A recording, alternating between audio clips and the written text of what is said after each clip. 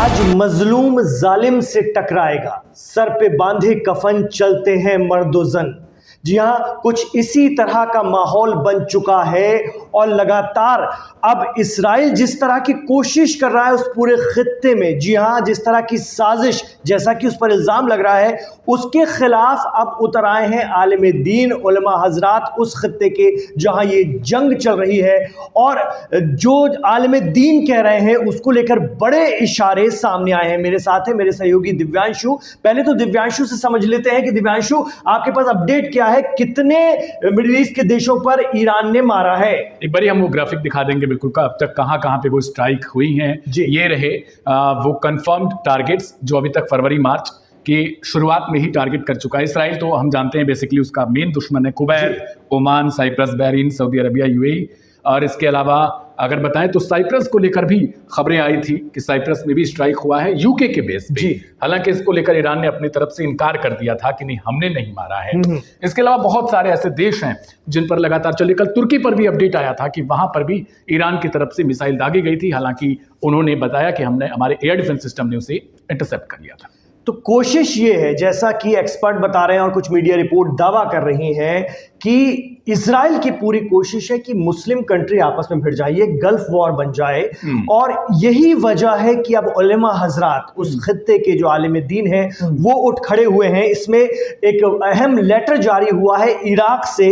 जो खबरें आ रही है वो ये है, आयतुल्ला अली सिस्तानी साहब जो हैं, बेहद बुजुर्ग आयतुल्ला हैं, ये ग्रैंड आयतुल्ला हैं, आयतुल्ला सिस्तानी साहब, उनके ऑफिस से ये लेटर जारी हुआ। आयतुल्ला सिस्तानी को दिखाएंगे, उनके ऑफिस से ये लेटर जारी हुआ है जिसमें कि कहा गया है कि सभी लोग जो हैं उठ खड़े हों। और उन्होंने कहा है कि ये जो जंग थोपी गई है ईरान के ऊपर में, और जिस तरह से ईरान के supreme leader ayatollah Ali Khamenei साहब की शहादत हुई है, उसके बाद उसके जो परिणाम होंगे बेहद गंभीर और खतरनाक होंगे। ये आयतुल्ला सिस्तानी साहब के ऑफिस से आया है। उसके बाद जो खबरें आ रही हैं कि इराक में जो बड़े संगठन हैं, जो बड़ी तंजीमें हैं, जो पॉपुलर मोबिलाइजेशन फोर्स से जुड़ी हुई है, ये वही पॉपुलर मोबिलाइजेशन फोर्स है जो आयतुल्ला अली सिस्तानी साहब के फतवे से खड़ी हुई थी एक दौर में आईएसआईएस को खदेड़ने के लिए इराक में। तो अब उससे जो बड़ा जुड़ा हुआ संगठन है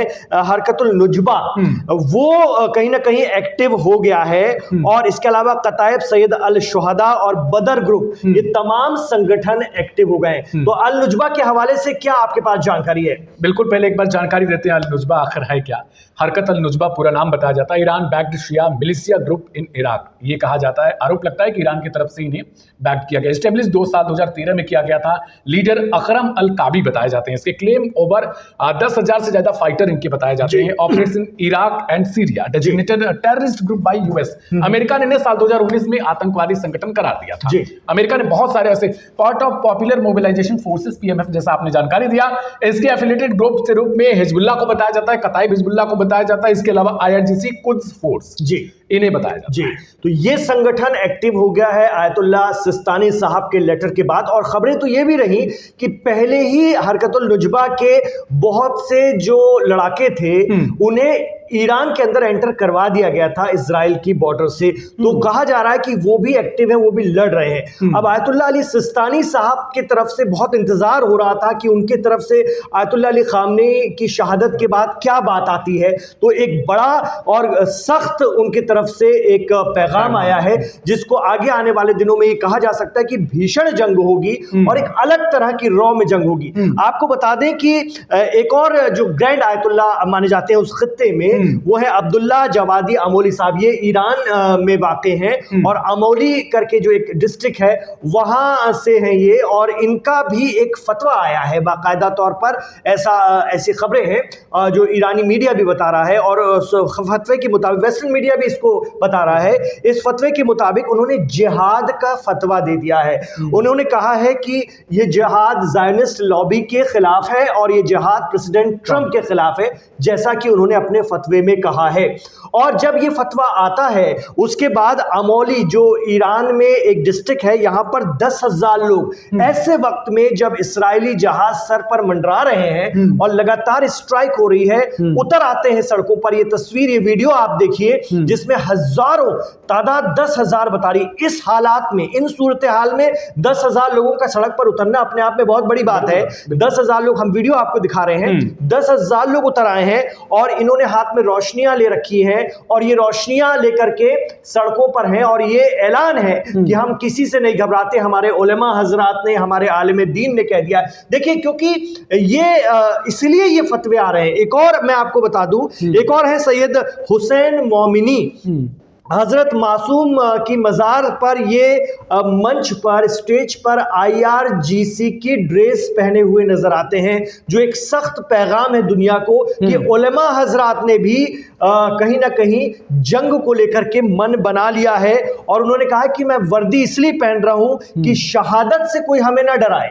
ये ना सोचे कि हम मरने से डरते हैं, शहादत हमारे खून में है और हम तो शहीद होने के लिए उतावले हैं और हमारा ये मयार बढ़ाती है शहादत। तो कहीं ना कहीं इस तरह की जब मैसेज आने लगे हैं, वो इसलिए आने लगे, उसकी वजह समझिए। दरअसल जो खबरें आ रही हैं, देखिए एक बड़ी खबर ये आई कि इजराइल, जैसा कि आरोप लग रहा है, इजराइल कर क्या रहा है? इजराइल ने, आपने खुद अभी बताया दिव्यांशु, कि इजराइल ने साइप्रस में एक अटैक होता है और ये कहा गया साइप्रस में जो यूके का, ब्रिटेन का जो एक बेस है, वहां पर अटैक हुआ अभी हाल ही में, जिसमें कि ये कहा गया भाई ईरान के ड्रोन ने, शाहिद ड्रोन से वो अटैक हुआ। अब ब्रिटेन इस जंग में नहीं है फिलहाल, उसने साफ मना कर दिया कि हम अपने कोई भी अड्डे अमेरिका को नहीं देने जा रहे। बावजूद इसके साइप्रस में जो मेडिटेरियन आइलैंड है, वहां पर ब्रिटिश मिलिट्री बेस है, उस पर अटैक होता है और उसके बाद कहा गया कि ये ईरान का अटैक। अब ये खबर आ रही है कि साइप्रस ने ये बताया है कि भाई ये ईरान का अटैक नहीं है, लेकिन उससे पहले ईरान ने कहा कि हमने अटैक किया ही नहीं। उन्होंने इनकार कर दिया। वो कर रहे हैं तो बता रहे हैं, मिडिल ईस्ट में मार रहे हैं तो बता रहे हैं, कहीं और मार रहे हैं तो बता रहे हैं। उन्होंने कहा हमने नहीं किया। तो क्या आपसे जुड़े हुए किसी संगठन ने किया? तो उन्होंने कहा नहीं, उन्होंने भी नहीं किया। तो फिर शाहिद जैसा ड्रोन क्यों आया? तो खबर ये है, आरोप ये लग रहा है कि ये इस्राइल करवा रहा है। इस्राइल की एजेंसियां एक्टिव हैं और वो कोशिश कर रही हैं। ऐसे ही सऊदी की बड़ी एक तेल रिफाइनरी पर अटैक हुआ, ईरान ने उससे भी इनकार किया है फिलहाल तौर पर। तो कहा जा रहा है कि इस्राइल ये काम करवा रहा है ताकि मुस्लिम देश और या ब्रिटेन या जो नहीं है अभी जंग में, वो सारे के सारे उसके साथ ईरान के खिलाफ जंग में उतर जाए, नाम ईरान पर लेके, क्योंकि सऊदी में मोसाद के 2 एजेंट भी गिरफ्तार किए गए हैं। तो ये आरोप लग रहा है कि इस्राइल पूरी कोशिश में है कि ये जंग एक तरह से गल्फ वॉर बन जाए, मुस्लिम देशों के बीच आपस की जंग बन जाए। इसलिए उलेमा हजरात ने बड़े फतवे देने शुरू किए हैं कि जो दुश्मन की साजिश है, उनके दुश्मन की जो साजिश है कि वो मोमिनों में, मुसलमानों के दरमियान एक बड़ी जंग कराना चाह रहा है, तो वो फतवे दे रहे हैं कि आप इसे ज़ायनिस्ट और ट्रंप के खिलाफ जंग के तौर पर देखिए और इसके लिए आप जी जान से उतर जाइए। चलिए, इस बीच एक बड़ी खबर ये दे दे, कतर के दोहा में जो है एक बहुत बड़ा विस्फोट हुआ है यूएस बेस पर। इसके अलावा बहरीन में बहुत बड़े पैमाने पर एक्सप्लोजन की खबर है। एक बार हम वो ड्रोन दिखाते हैं आपको शायद, जिसकी चर्चा बहुत ज्यादा हो रही है। कहा ऐसा जा रहा है कि इन्हीं की कॉपी के सहारे इस वक्त टारगेट किया जा रहा है।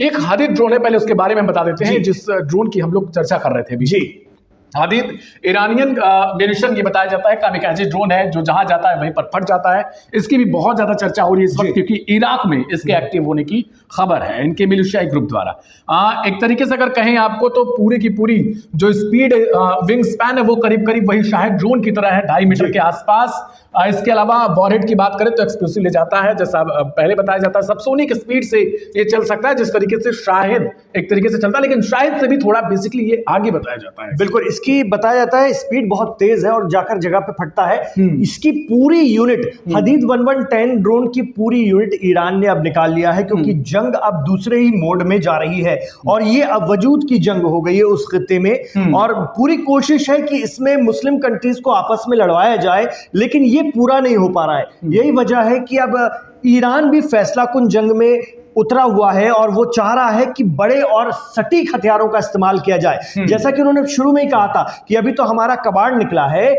जैसे जैसे वक्त आएगा और ये 17वीं या 18वीं मौज जिसको कहा जा रहा है वो होगी। अगर ये हदीद 1110 निकल रहे हैं, अगर आज ये निकल रहे हैं, तो हदीद 1110 का निकलना मतलब ये 18वीं मौज है।